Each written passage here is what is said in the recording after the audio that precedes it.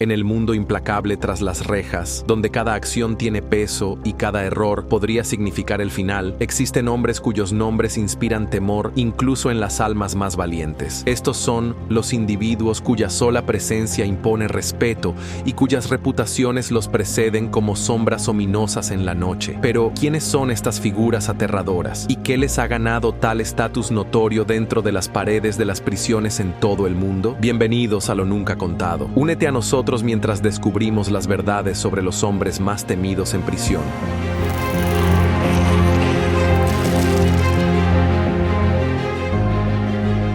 Número 10. Charles Bronson.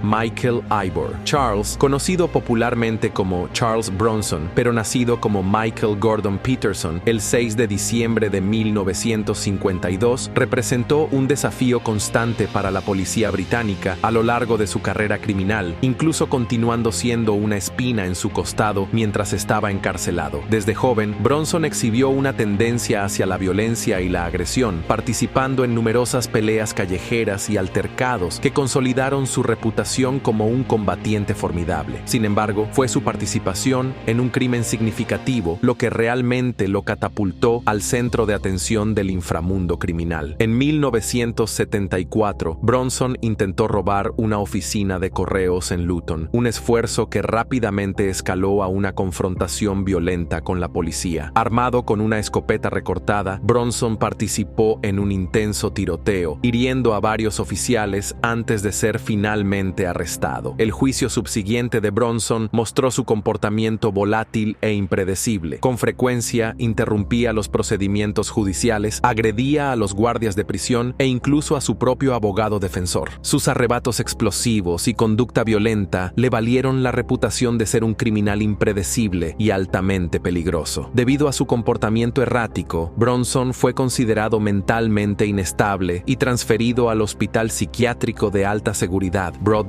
Sin embargo, incluso dentro de los confines de Broadmoor, la tendencia de Bronson hacia la violencia persistió. Agredió a otros pacientes y miembros del personal e intentó tomar rehenes en múltiples ocasiones, representando un desafío constante para las autoridades del hospital. Fue durante su estancia en Broadmoor que adoptó el nombre de Charles Bronson, inspirado en el renombrado actor de Hollywood. A medida que la notoriedad de Bronson crecía, también lo hacían las medidas para contenerlo. Fue transferido entre varias prisiones de máxima seguridad, incluyendo Parkhurst, Wakefield y Belmarsh. Cada traslado fue acompañado por estrictos protocolos de seguridad, mientras las autoridades luchaban por manejar sus arrebatos violentos. La persistente agresión y desafío a las normas de la prisión por parte de Bronson resultaron en extensos periodos de confinamiento solitario, donde pasaba hasta 23 horas al día aislado de los demás. A pesar de enfrentar duras condiciones de confinamiento, Bronson se dedicó al acondicionamiento físico y al culturismo. Escribió el ampliamente leído Solitary Fitness, donde no solo relató su vida, sino que también compartió consejos de entrenamiento físico que resonaron con los lectores. La reputación violenta de Bronson le ganó admiración entre algunos y temor entre otros debido a su naturaleza impredecible. Sin embargo, fueron sus audaces hazañas dentro de la prisión las que realmente consolidaron su estatus legendario. En 1998, Bronson planeó un incidente de toma de rehenes en la prisión HMP Belmarsh. Armado con armas improvisadas, tomó a 2 compañeros de prisión como rehenes, exigiendo un helicóptero para escapar. El enfrentamiento duró horas antes de que las autoridades lograran recuperar el control. Este acto audaz reforzó aún más la imagen de Bronson como un criminal peligroso e impredecible. A lo largo de su encarcelamiento, Bronson continuó exhibiendo comportamientos violentos, involucrándose en numerosas altercaciones con internos y personal de la prisión, dejando un rastro de caos tras de sí. Con cada año que pasaba, su reputación como una figura formidable y misteriosa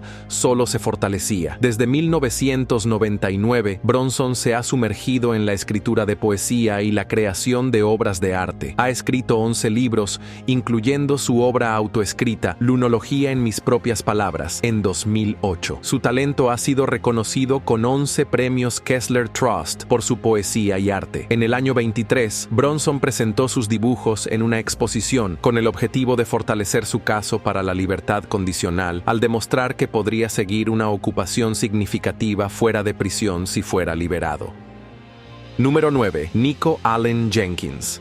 Nico Allen Jenkins nació el 16 de septiembre de 1986 con un linaje vinculado a un jefe de Omaha y una vida marcada por la agitación y la violencia. Su turbulento viaje lo llevó a prisión por robo de autos, donde cumplió 10 años y medio. Durante su encarcelamiento, las tendencias violentas de Jenkins y sus problemas de salud mental fueron pasados por alto, dejándolo sin la ayuda que necesitaba. Cuando fue liberado el 30 de julio de 2013, no había apoyo ni supervisión adecuados en su lugar. Esta falta de supervisión sentó las bases para una serie de eventos horribles. Apenas 2 semanas después, el 11 de agosto de 2013, Jenkins inició una aterradora ola de asesinatos que conmocionó a la comunidad de Omaha, Nebraska. Atrajo a 2 hombres, Juan Uribe Peña de 26 años y Jorge C. Cajiga Ruiz de 25 años, al Parque Spring Lake con la promesa de un encuentro. Una vez allí, les disparó brutalmente en la cabeza y los robó, abandonando sus cuerpos en una camioneta Ford blanca cerca de una piscina pública en la calle 18. Y solo 8 días después de este doble asesinato, Jenkins atacó nuevamente. El 19 de agosto, mató a Curtis Bradford, de 36 años, un compañero de prisión que había conocido en la cárcel. Jenkins y Bradford se habían tomado una foto amistosa el día anterior, que luego fue encontrada en el teléfono de Jenkins. La imagen de ambos, sonriendo y abrazándose, contrastaba terriblemente con la realidad sombría cuando Jenkins le disparó a Bradford fuera de un garaje independiente. La última víctima de Jenkins fue Andrea Kruger, de 33 años, madre de 3 hijos. El 21 de agosto le disparó múltiples veces con una escopeta calibre 12. Su cuerpo fue descubierto en las primeras horas de la mañana, tendido en la carretera. Su vehículo, una Ford Expedition del año 2002, fue encontrado más tarde abandonado con signos de un intento de incendio en la calle Charles y la calle 43ª. La brutal naturaleza de los crímenes de Jenkins fue captada en imágenes de vigilancia, lo que llevó a su arresto el 30 de agosto en la casa de su novia de 22 años, Chelsea Blackley. Durante un largo interrogatorio de 8 horas con la policía, Jen Jenkins confesó los asesinatos. Afirmó que estaba actuando bajo la influencia de un antiguo dios serpiente llamado Apophis, añadiendo un elemento escalofriante y bizarro a sus ya horribles acciones. El juicio de Jenkins fue todo menos ordenado. Eligió representarse a sí mismo, mostrando un comportamiento impredecible y perturbador durante todo el proceso. En ocasiones hablaba en lenguas, aullaba y reía durante el relato de los últimos momentos de sus víctimas, creando una atmósfera escalofriante en la sala del tribunal. A pesar de sus acciones erráticas y afirmaciones de enfermedad mental, un psiquiatra lo evaluó y lo declaró competente para ser juzgado. El juicio terminó con Jenkins siendo condenado a muerte por un panel de 3 jueces compuesto por el juez Peter Bataillon, el juez Thomas Otepka y el juez Dwayne Dougherty. Además de la pena de muerte por los asesinatos, recibió una sentencia adicional de 450 años por cargos relacionados con armas. El caso de Jenkins puso en evidencia serias preguntas sobre la efectividad del sistema correccional, especialmente en la gestión de reclusos con problemas de salud mental. La comunidad de Omaha quedó para lidiar con las secuelas de los horribles crímenes de Jenkins. Su nombre se convirtió en sinónimo de terror y miedo. El impacto de sus acciones fue profundo, dejando a las familias de sus víctimas destrozadas y luchando por reconstruir sus vidas. Durante el juicio, la madre de Juan Uribe Peña, María Uribe, y la hermana de Jorge Cajiga Ruiz, María Cajiga Ruiz, compartieron historias conmovedoras sobre sus seres queridos y el devastador vacío que dejó su pérdida. La madre de Curtis Bradford, Susan Bradford, y el esposo de Andrea Kruger, Michael Kruger, también dieron testimonios conmovedores sobre su dolor y la lucha constante por sobrellevar la violencia sin sentido que les arrebató a sus familiares. Jenkins tenía un historial documentado de problemas de salud mental, incluyendo esquizofrenia y trastorno antisocial de la personalidad. Había presentado una demanda federal alegando que sus problemas mentales se habían agravado debido a su confinamiento en solitario y a la negligencia de los funcionarios de la prisión.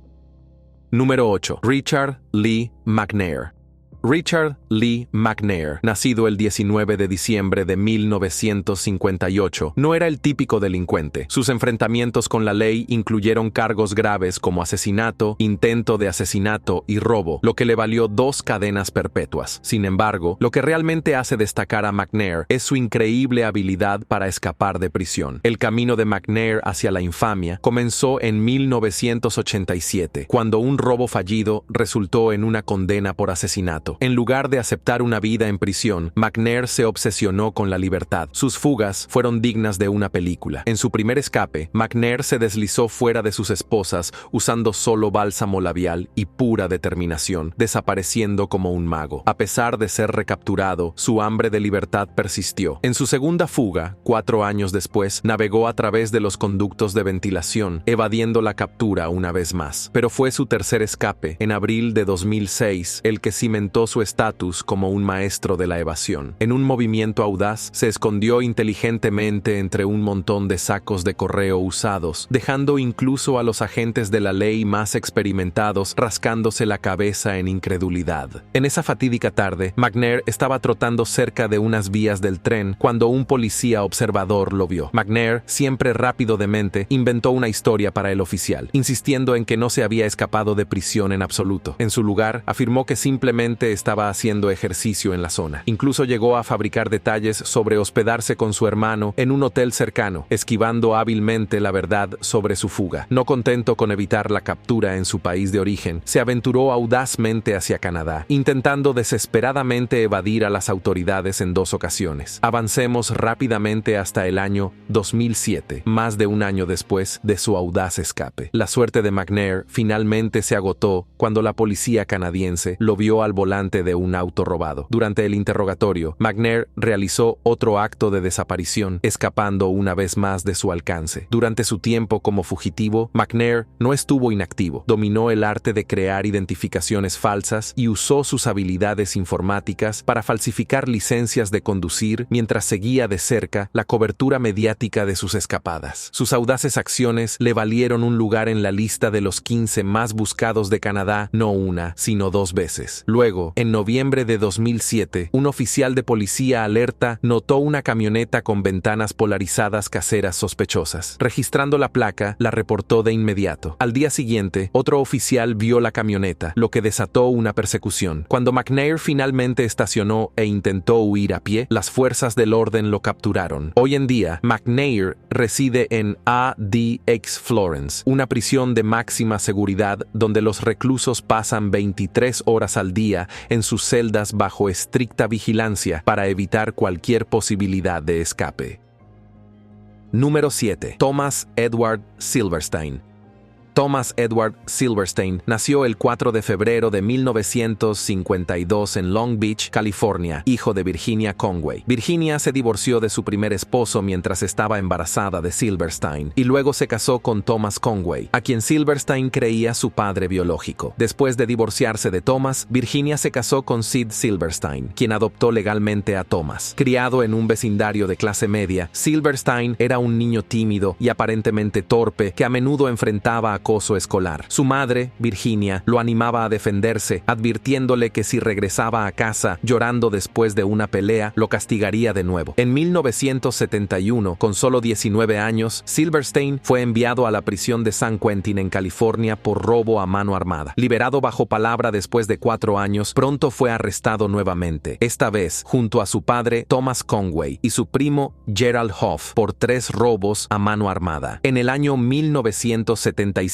Silverstein fue condenado a 15 años de prisión y enviado a la penitenciaría de los Estados Unidos en Leavenworth, Kansas. Mientras estuvo en Leavenworth, Silverstein se asoció con la Hermandad Aria, una pandilla carcelaria neonazi conocida por actividades criminales. En el año 1980 fue condenado por el asesinato del recluso Danny Adwell, supuestamente porque Adwell se negó a introducir heroína en la prisión. Esta condena le valió a Silverstein una sentencia sentencia de cadena perpetua y fue transferido a la penitenciaría de los Estados Unidos de máxima seguridad en Marion, Illinois. En USP Marion, Silverstein fue colocado en la infame unidad de control, una forma de confinamiento solitario para los reclusos más peligrosos. Vivía bajo vigilancia constante, con una luz que nunca se apagaba y estrictas limitaciones en la comunicación y el movimiento. En el año 1981, Silverstein enfrentó acusaciones de haber asesinado a Robert Chappell, un miembro de la pandilla carcelaria Desi Blacks, junto con su compañero recluso Clayton Fountain. Fue declarado culpable y recibió una sentencia adicional de cadena perpetua. Afortunadamente para él, Silverstein evitó la pena de muerte, ya que en ese momento el castigo capital federal no había sido reinstaurado. Durante todo el juicio, Silverstein proclamó enfáticamente su inocencia. Mientras Silverstein estaba siendo juzgado por el asesinato de Chappell, Raymond Lee Cadillac Smith, el líder nacional de los DC Blacks, fue trasladado a la unidad de control de la prisión de Marion por la Oficina de Prisiones. Según los registros penitenciarios, Smith inmediatamente comenzó a conspirar contra Silverstein. Cuando llegó, le dije a Cadillac que yo no había lastimado a Chappell, pero no me creyó. Me amenazó, recordó Silverstein. Todos lo sabían, pero nadie intervino. Los guardias parecían alentar nuestro conflicto. Finalmente, Silverstein y Clayton Fountain atacaron a Cadillac, apuñalándolo fatalmente 67 veces con armas improvisadas. Luego exhibieron el cuerpo de Smith ante otros reclusos, lo que llevó a que Silverstein recibiera otra sentencia de cadena perpetua. El 22 de octubre del año 1983, Silverstein asesinó al oficial correccional Merle Klutz en USP Marion durante un descanso para la ducha. Silverstein manipuló a Klutz para que se posicionara entre él y otros oficiales. Afuera de la celda de otro recluso, Randy Gómez le pasó a Silverstein un cuchillo casero y desbloqueó sus esposas usando una llave improvisada. Silverstein luego atacó a Klutz, apuñalándolo múltiples veces. Silverstein afirmó que actuó porque Klutz lo había estado acosando. En el año 1986, Silverstein fue juzgado, declarado culpable y sentenciado a cadena perpetua en confinamiento solitario por el asesinato del oficial Klutz. Permaneció 36 años en confinamiento solitario hasta su muerte el 11 de mayo del año 2019 en el Hospital St. Anthony en Lakewood, Colorado. Silverstein tenía 67 años y falleció debido a complicaciones tras una cirugía de corazón. Número 6. Alvin Francis Karpis.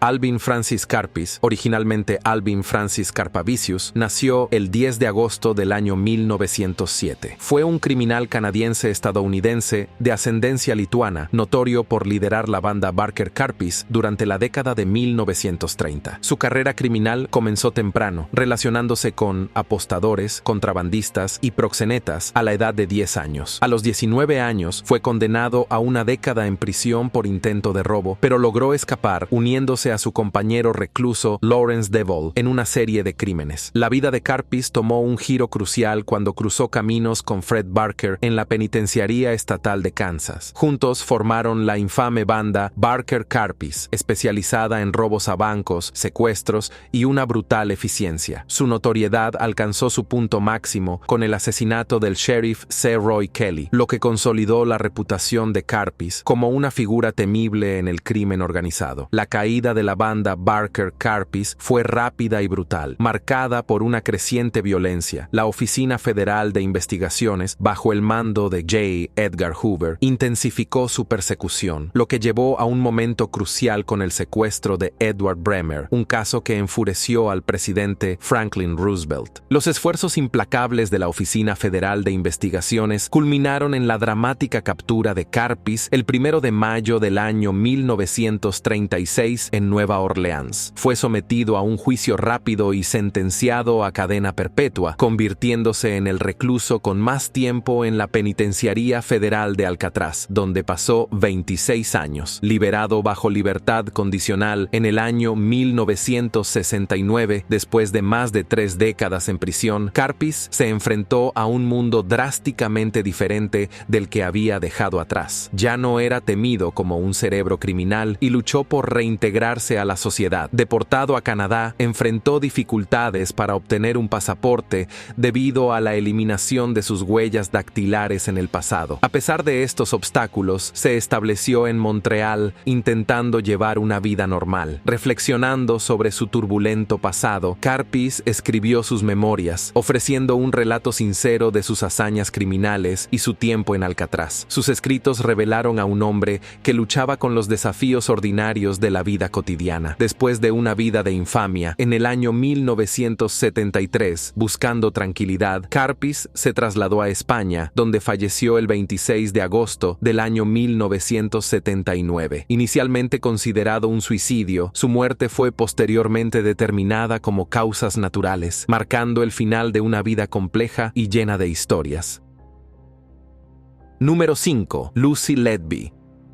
En un caso que ha sorprendido al mundo, la enfermera Lucy Letby, nacida el 4 de enero de 1990, ha sido condenada como una de las asesinas de niños más prolíficas de la historia reciente de Gran Bretaña. Letby, una enfermera neonatal de Chester, una ciudad cerca de Liverpool, en el norte de Inglaterra, comenzó su carrera en el hospital de Chester en el año 2011. Su papel consistía en cuidar a una amplia gama de bebés que necesitaban diferentes niveles de apoyo médico. Inicialmente, Letby era vista como una figura esperanzadora en la unidad neonatal, proporcionando cuidados a los infantes vulnerables. Sin embargo, esta percepción cambió drásticamente con el tiempo. Durante su tiempo como enfermera neonatal, hubo un aumento notable en el número de muertes de bebés y crisis de salud graves. El Dr. Ravi Gayam, un médico senior en el hospital de Chester, expresó su preocupación por el aumento del número de muertes y los incidentes críticos relacionados con Letby. Notó comportamientos que despertaron sospechas sobre su posible implicación en estos trágicos eventos. El Dr. Gayam levantó alertas con las autoridades del hospital en los años 2015 y 2016, pero sus advertencias fueron inicialmente desestimadas. Esta negligencia tuvo consecuencias devastadoras para los bebés inocentes bajo el cuidado de Letby. A medida que los incidentes continuaron acumulándose,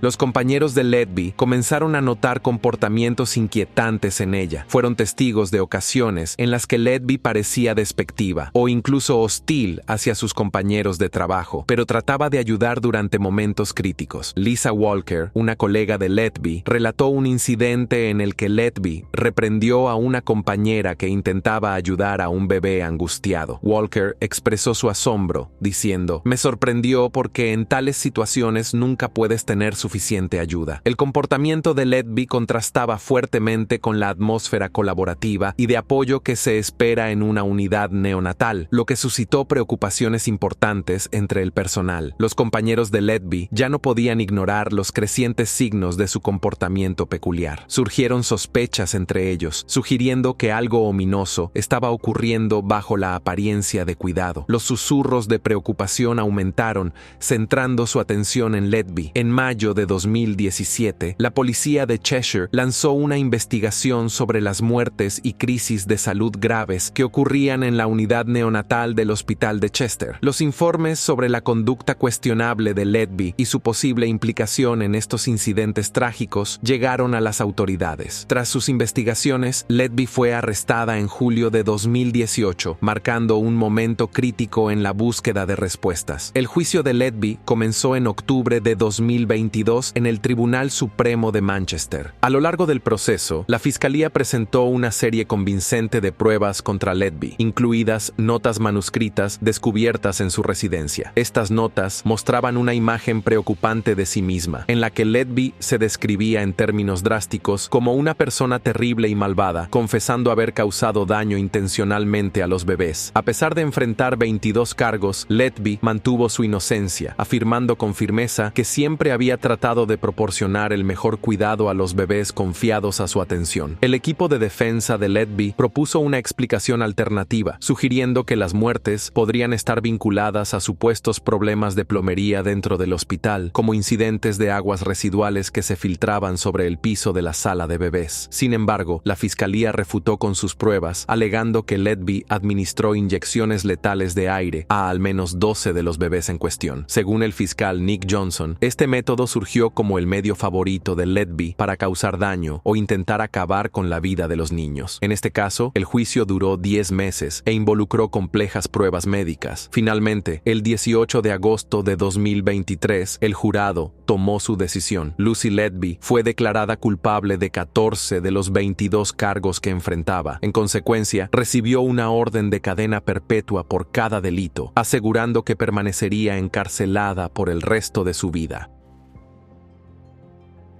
Número 4. Denise Rader. Denise Rader, nacido en Kansas en 1945, alimentó fantasías oscuras de torturar y asesinar mujeres desde una edad temprana. Sin embargo, no fue hasta enero de 1974 que cometió sus primeros asesinatos conocidos, marcando su nombre para siempre con infamia. Sus primeras víctimas fueron Joseph Otero, de 38 años, Julie Otero, de 33, y sus dos hijos, Joseph Otero Jr. y Josephine Otero, de 9 y 11 años, respectivamente. La brutalidad de Rader fue evidente cuando ató, torturó y mató sin piedad a toda la familia, iniciando una serie de crímenes horribles. En pocos meses, en abril de 1974, Rader volvió a atacar. Su víctima esta vez fue Catherine Bright, de 21 años, otra víctima trágica de sus impulsos sádicos. La ató, estranguló y cruelmente acabó con su vida. Entre 1985 y 1988, Rader continuó su racha, dejando atrás una comunidad presa del miedo y de preguntas. Maureen Hedge y Vicky Wegerly fueron algunas de las que vieron sus vidas abruptamente cortadas por sus actos violentos. La 10ª y última víctima conocida de Rader, Dolores E. Davis, encontró su trágico fin en enero de 1991. A lo largo de su reinado de terror, Rader llevó una vida aparentemente normal. Ocupó una posición respetada como presidente de la iglesia luterana Christ de Wichita e incluso fue líder de los Cub Scouts. Esta fachada de normalidad le permitió integrarse perfectamente en la comunidad, ocultando la oscuridad que llevaba dentro. Sin embargo, a medida que la cantidad de cadáveres aumentaba, también aumentaba la presión sobre las fuerzas del orden para atrapar al infame asesino BTK. Poco sabía Rader que su insaciable deseo de atención y notoriedad finalmente llevaría a su caída. En el año 2005, Rader fue finalmente atrapado después de enviar un disquete a una estación de televisión detallando a su próxima víctima, lo que llevó a los investigadores a rastrearlo. Fue arrestado, acusado de 10 asesinatos y sentenciado a cadena perpetua sin posibilidad de libertad condicional. A pesar de su captura, los horribles crímenes de Rader se extendieron más allá de estos asesinatos, involucrando trofeos y vínculos sospechosos con otros casos no resueltos. Su negativa a cooperar lo ha mantenido en prisión, donde cumple varias sentencias de cadena perpetua en el Centro de Correcciones El Dorado en Kansas. Número 3. Charles Edmund Cullen. Charles Edmund Cullen, un asesino en serie estadounidense, ocultó sus horribles crímenes bajo la confiable apariencia de una enfermera, una profesión dedicada a salvar vidas. Durante más de 16 escalofriantes años, se movió por varios hospitales de Nueva Jersey, donde confesó haber posiblemente terminado con la vida de 440 pacientes, con 29 asesinatos confirmados. La idea de que alguien encargado de cuidar a los enfermos pueda traicionar esa confianza y aprovecharse de sus pacientes vulnerables es realmente aterradora. La pesadilla comenzó a desenmarañarse el 12 de diciembre de 2003, cuando Cullen fue finalmente arrestado. Inicialmente enfrentando cargos por un asesinato y un intento de asesinato, pronto quedó claro que el alcance de sus crímenes era mucho más amplio. Durante el interrogatorio, apenas unos días después, Cullen admitió haber matado a Florian Gould e intentado asesinar a Jin Kyung Han, ambos pacientes, en el Somerset Medical Center. Sorprendentemente, insinuó que sus víctimas podrían ser tan numerosas como 40 a lo largo de su carrera. Para abril de 2004, Cullen se declaró culpable en un tribunal de Nueva Jersey de 13 asesinatos y 2 intentos de asesinato, todos cometidos mediante inyecciones letales. A cambio de su cooperación, los fiscales le perdonaron la pena de muerte. Más tarde, confesó 3 asesinatos adicionales. A lo largo de los procedimientos legales, surgió la perturbadora pregunta de cómo alguien podría violar su juramento tratando de no hacer daño, especialmente en una profesión dedicada a sanar. A medida que se desarrollaban las sesiones judiciales, Cullen no mostró remordimiento. Incluso se burló del juez, lo que llevó a tomar medidas para silenciarlo con un bozal. En un giro escalofriante, Cullen aceptó ayudar a identificar más víctimas como parte de su acuerdo de culpabilidad. Finalmente, el 2 de marzo de 2006, el juez Armstrong, en Nueva Jersey, dictó 11 sentencias consecutivas de cadena perpetua. Cullen, ahora confinado en la prisión estatal de Nueva Jersey en Trenton, no será elegible para libertad condicional hasta que alcance los 443 años de edad. Número 2. John Wayne Gacy.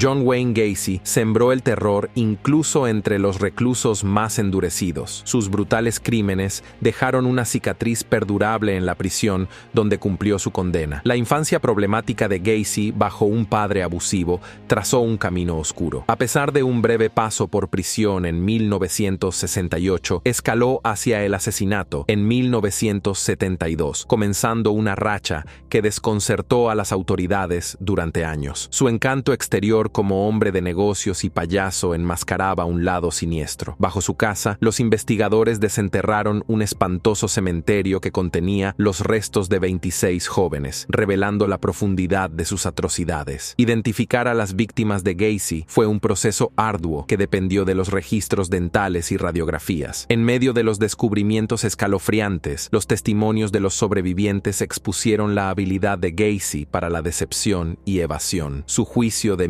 1980 cautivó a la nación, contrastando las afirmaciones de múltiples personalidades con la representación del mal calculado de la fiscalía. El caso destacó fallas en el seguimiento de delincuentes en serie y en el apoyo a las familias de las víctimas. La condena de Gacy por 33 cargos de asesinato trajo un cierre. Sin embargo, su legado de miedo persiste, empañando la inocencia de Norwood Park Township y persiguiendo a aquellos tocados por sus crímenes.